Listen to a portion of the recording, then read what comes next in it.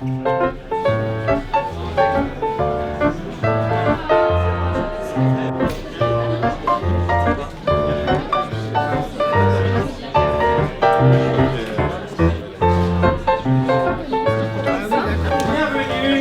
à cette deuxième édition de la soirée Courir Paléo. Je suis Benoît Kemar, je suis le fondateur de Courir Paléo. Moi je dis toujours, faites votre propre opinion. Vous voulez courir avec des semelles épaisses, allez-y. Vous voulez courir pieds nus, allez-y. Mais informez-vous et regardez vos sensations.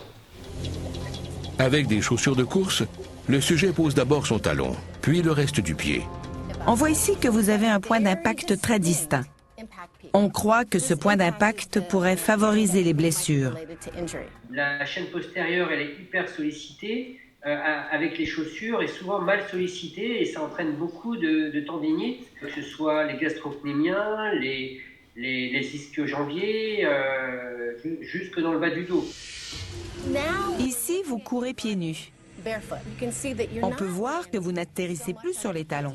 Vous voyez comme la force au point d'impact a diminué? La biomécanique génère cette foulée avant-pied, construit votre corps totalement différemment. Et de ce fait-là, vous allez agir et interagir avec le milieu sur lequel vous êtes en train de vous déplacer différemment. Sidi Diallo court chaque semaine un marathon, pieds nus. Long de kilomètres, au contact du bitume. En fait, la course à pied, c'est l'une des manifestations de notre instinct paléolithique. Donc j'essaie d'aller vers nos racines de manière pragmatique. Grâce à ce geste qui est vers l'arrière comme ça, vous allez travailler avec votre dos, avec vos fessiers, vos ischio-jambiers et vos mollets. Vous allez travailler sur une chaîne cinétique qui est beaucoup plus longue. Et j'ai découvert en pratiquant que effectivement les blessures disparaissaient. L'UTMB qui était pour moi vraiment l'Everest en termes de course à pied est devenu quelque chose de relativement vivable. Et j'ai gagné 3 heures comme ça en changeant de foulée, 3 heures à l'UTMB, ce qui est quand même pas mal. La transition, c'est ce qu'il y a de plus important. Vous ne pouvez pas passer d'une foulée talon à une foulée médio-pied. Il faut un peu de temps. En une semaine, il faut du temps, de l'apprentissage, un renforcement du pied, et puis prendre le temps d'évoluer dans la chaussure, d'évoluer dans la catégorie. J'ai vu des gens courir en sandales, je me suis dit en fait c'est peut-être ça la solution, moins de plastique, montrer qu'on peut courir aussi autrement.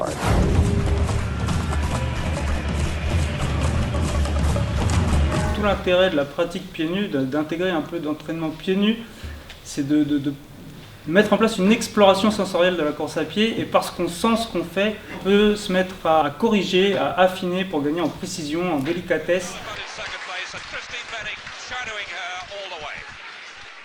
Il faut savoir que le fascia il est relié au système nerveux et donc c'est lui qui va vous donner en fait les informations.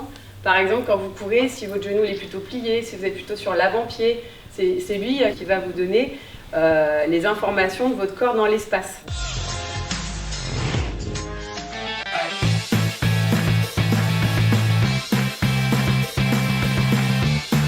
On va en fait avoir à gérer le ballon dans un terrain qui est un petit peu aléatoire.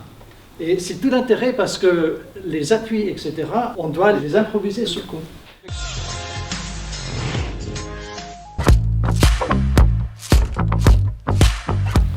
Nous considérons qu'il existe une manière naturelle de s'entraîner. Pour ça, nous observons la nature. Comment est-ce que les animaux, comment est-ce que les hommes vivant dans la nature, comment est-ce que les enfants s'entraînent?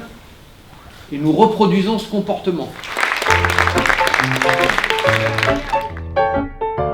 Je veux juste raconter une anecdote. Mes enfants ont grandi dans cette marque de chaussures allemande qui s'appelle Legano. Nous, c'est ça, donc c'est vraiment ultra souple.